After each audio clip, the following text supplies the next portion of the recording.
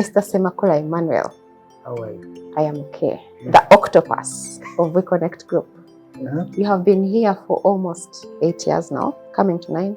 Yes. Yeah. What has been your fondest memory at WEKOnnect group? I think my fondest memory has to be a project we did. So before COVID, we did for...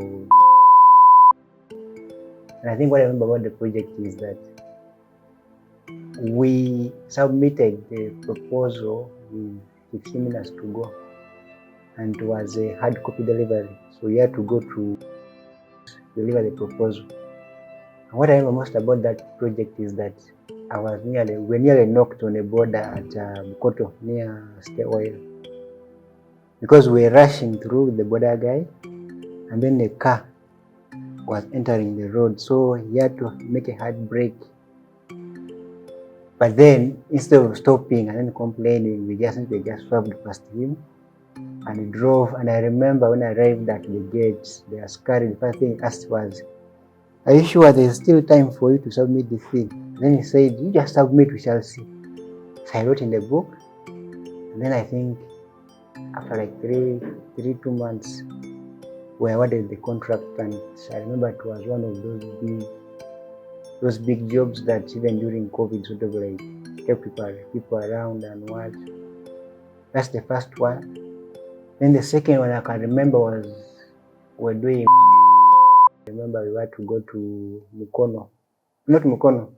went to Masaka. And I remember we did the briefing at 3-4. We jumped onto taxis and we arrived in Masaka at around 7:30. And when we arrived, we didn't know where to sleep. We were just hopping from door to door looking for places to sleep. And the next day, even where we're doing the briefing, the pretest room, we had to just call people to direct us. So I remember that's where, those are the things I remember most about WEKOnnect when I began. I don't know about you on your end. For me, I have very many. I had prepared some coming here. When you mentioned, I remembered us doing with Dismas. Hi, Dismas. I remember us sleeping in some dingy hotel in Fiji because lockdown and we couldn't move back to Kampala, so that was fair. But to bring it back to myself, Karamoja.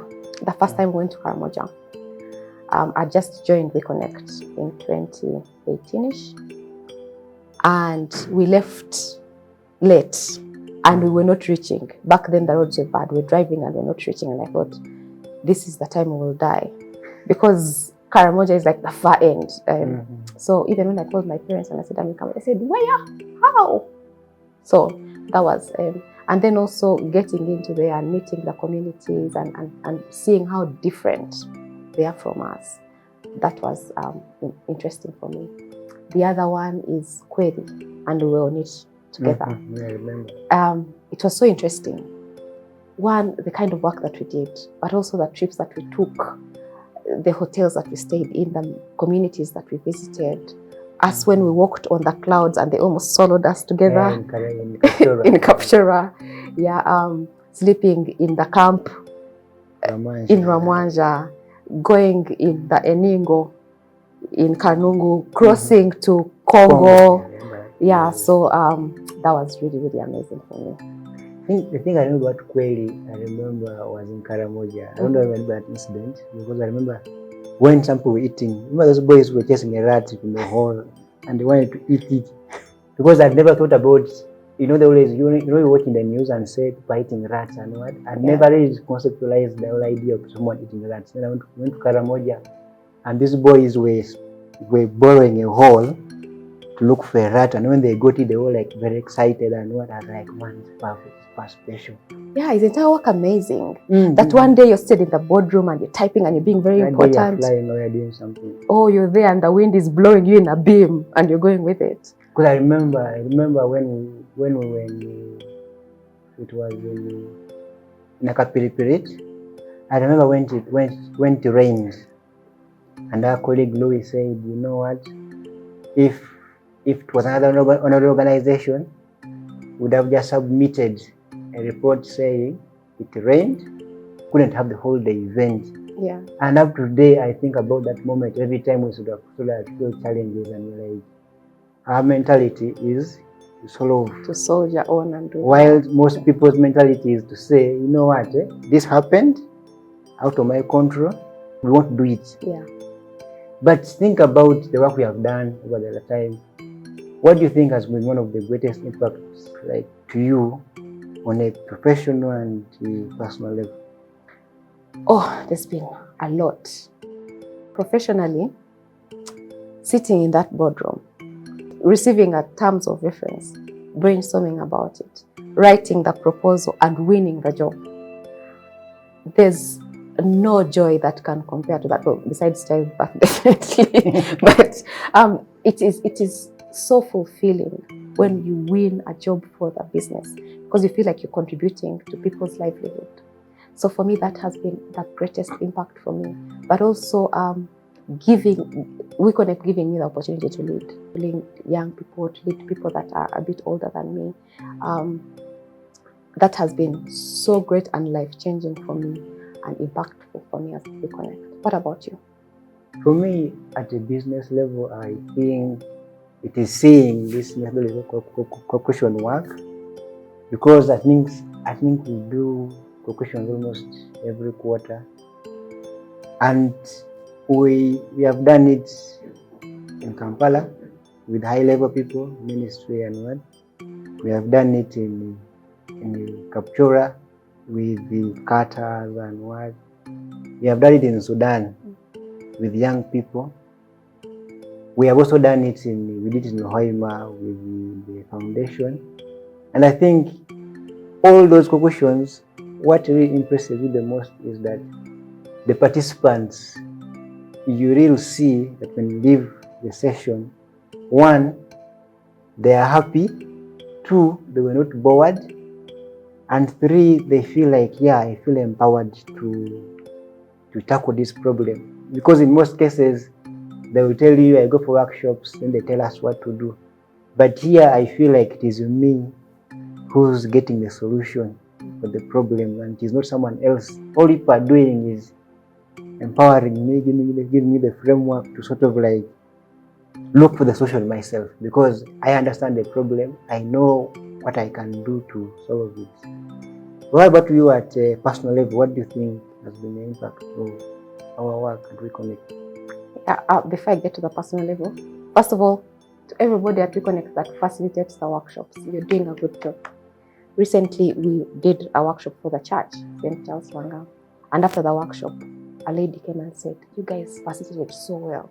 And I can't count how many times we get these comments. So we are doing a great job at WEKOnnect, and I'm proud of all of us. But the greatest impact for me at a personal level from WEKOnnect, I found the love of my life. Thank you very much, WEKOnnect. I am grateful. That was very impactful for me. To everybody that contributed, I see you and I appreciate you. But also the fact that I am able to take care of my family through WEKOnnect, through the work that we do, to inspire generations that are coming after me, inspiring them through them seeing the work that I do and how we do the work that we do. So for me, that's impactful for me, because it's teaching me to watch out the things that I say, how I say them, because someone is watching them and they want to take over or step into their shoes and fill my shoes. So I feel like, yeah, that's very, very impactful for me. How about you? I think for me on a personal level, it is this thing of simplification.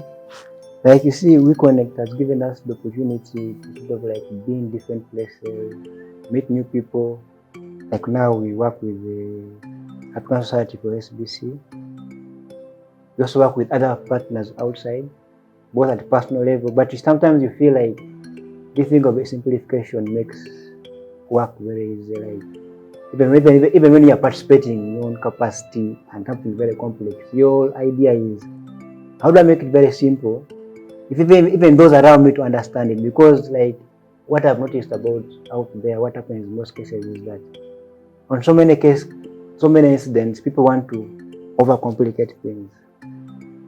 But yet for us, we do the opposite. Like even at a personal level, like every time I try to tackle a problem, the first thing is, how do I make it very simple and easy?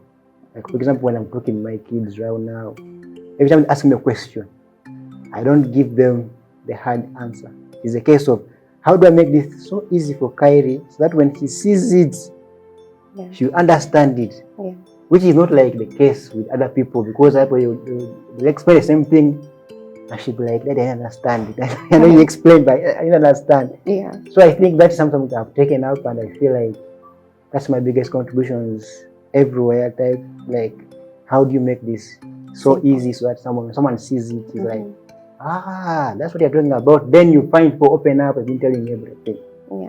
And I don't disagree with you, because sometime we're interviewing somebody, you remember the person, you're not going to say their name, and you said, simplify this for a 3-year-old. So you are living the true spirit of WEKOnnect, and that is awesome. As we end, Mr. Octopus, sir, in your simplification journey, what does the future hold for you, both professionally and at a personal level? I think the thing I see in the next couple of years is this thing we have developed called High Five. I see it being adopted by other people, because one, it makes work very easy. It makes it easy for someone to sort of like understand that, okay, this is where we are, this is where we are going. Because on so many occasions, what usually disturbs people is that if you understand where you're going, it becomes hard for you to know whom you're going to speak to, what are you going to tell them, when are you going to tell them. It becomes hard. But now, with these frameworks like High Five that I've developed, I feel like it's going to become very easy, and I see other people in the industry, in the sector, picking them up and saying, okay, you know what, if you are going to do something for the community, this is how you should tackle it. That's how I see it in the next couple of years. Yeah, that's what I see from my end. I don't know what you see from your side. So professionally, we are increasingly being known as a young people's organization or agency. So I see a future for WEKOnnect where we are nurturing so many young people, that we are leaving this legacy that we are being now known for. That yes, we are young people, but we are for young people and we are pro young people. So I see a future where WEKOnnect is empowering and impacting many more young people. But you didn't tell me personally. We are all talking professionally, but what about personally for you? Personally, I don't know. Do kids count? They count. Do. I mean, they are part of you. Yeah, but I think personally, in the next couple of years, I feel like, on a personal level, I feel like I should be able to break out as me and sort of like be known as someone who can do master design very well. Because I've been in spaces where people identified and they tell them that if you talk to someone, so you understand those things. So I feel like that's where personally I want to go, like that people call you and say, by the way, we have a problem here. You come and help us. That's where I see the next couple of years. And I see it being done outside the traditional, the sector we lock ourselves in, but across different sectors, because the truth is challenges are always the same. And it's always these tools that enable people to look for the solution. Okay, great. That's awesome. I think I will pick a leaf from you, because we are always growing. So even me personally, in the SBCC world, social behavior change communication world, I hope that I will be known as one of those people that can give those solutions. We look forward to the next 10 years.